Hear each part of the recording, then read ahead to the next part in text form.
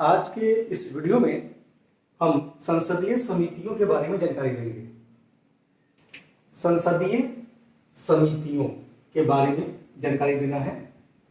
तो देखो, संसदीय समितियां जो होती हैं इसको लघु संसद भी कहा जाता है, छोटा संसद, क्योंकि इस जिले के जो भी संसद के कार्य हैं व्यवहारिक तौर पे यही समितियां करती हैं। एक एक करके हम समितियों के जब प्रकार बताएंगे तो बताएंगे। अभी तो हम संसदीय समितियों का मतलब समझ लेते हैं कि क्या है।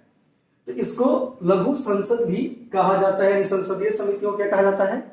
लघु संसद कहा जाता है, क्योंकि ज्यादातर संसद का कार्य यही लोग करते हैं। जो भी संसदीय समिति के लोग हैं वही संसद के मैक्सिमम काम करते हैं, व्यवहारिक तौर पे वही करते हैं।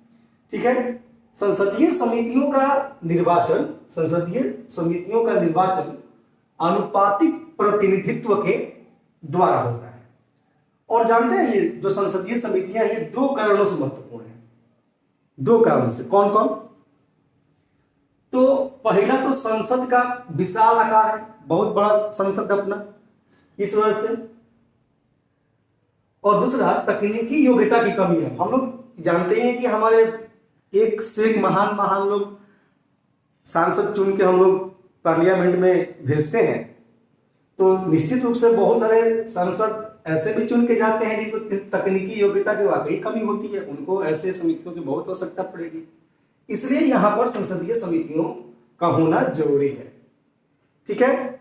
इससे आगे हम लोग संसदीय समितियों के प्रकार को समझने का प्रयास करते हैं। संसदीय समिति के प्रकार देखना है।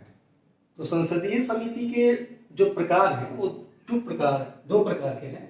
पहला अस्थायी समिति और दूसरा तदर्थ समिति।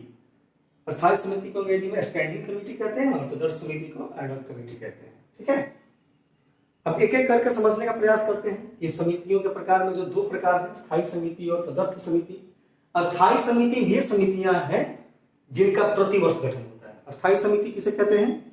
जिनका प्रत्येक वर्ष गठन होता है और इस रूप में यह अस्थायी मानी जाती है। जैसे लोक लेखा समिति। तो लोक लेखा समिति अस्थायी समिति का ही पार्ट है। इसमें मेंबर्स का बदलाव होते रहता है। ठीक है।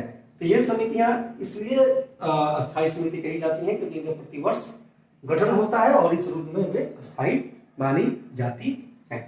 ठीक है। दूसरा है तदर्थ समिति। तदर्थ समिति वे समितियां हैं जो समय समय पर गठित की जाती है, जैसे कैग, सीएजी। तो तदर्थ समिति समय समय पर गठित होती हैं और उसे तदर्थ समिति कहते हैं। एग्जाम्पल में आप सीएजी को ले सकते हैं। सीएजी पे मैंने वीडियो जारी कर ही दिया है कैग पे। और तदर्थ समिति टू टाइप्स की होती हैं, दो प्रकार के होते हैं, चयन समिति और विशेष समिति। चयन समिति सेलेक्ट कमिटी, विशेष समिति स्पेशल कमिटी। तो चयन समिति किसको बोलते हैं? चयन समिति विधि निर्माण के उद्देश्य से गठित की जाती है। विधि निर्माण के उद्देश्य से गठित समिति को चयन समिति कहते हैं।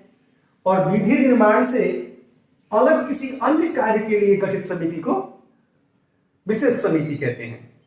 तो चयन समिति में ध्यान रखना है कि विधि निर्माण के उद्देश्य से गठित की जाती है और विशेष समिति जो है विधि निर्माण से अलग किसी अन्य कार्य के लिए गठित की जाती है। इस बात का निश्चित ध्यान रखेंगे। तो आज आप इस वीडियो में संसदीय समितियों के बारे में समझे और संसदीय समितियों के प्रकार के बारे में, जिसमें अस्थायी समिति, तदर्थ समिति है ना, और तदर्थ समिति को मैं दो पार्ट में बांट के आपको बता दिया, चयन समिति और विशेष समिति। ठीक है। धन्यवाद।